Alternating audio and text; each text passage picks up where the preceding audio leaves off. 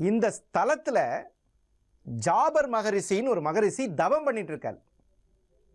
அந்த தவசீலர், அந்த மகரிஷி பெருமாளுடைய அவதாரத்தை பார்க்கணுன்னு வேண்டுதலோட ரொம்ப காலமாக தவம் இருந்தார்.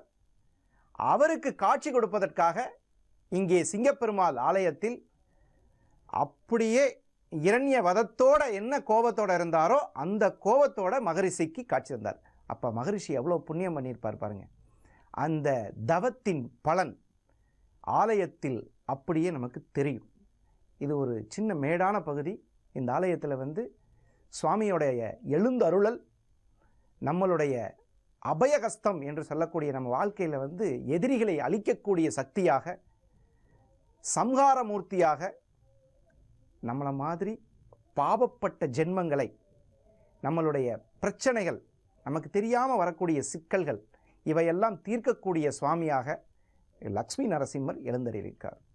இந்த ஆலயத்தில் இப்போ உங்களுக்கு நீங்கள் பார்க்க போகிற விஷயம் திருமஞ்சனம். இப்போ கோபமாக இருக்காருன்னு சொன்னோமா, அப்போ சுவாமிக்கு தேவையான அனைத்தையும் கொடுத்து அவரை சாந்திப்படுத்தக்கூடிய திருமஞ்சனத்தை கண்டு மகிழ்வோம்.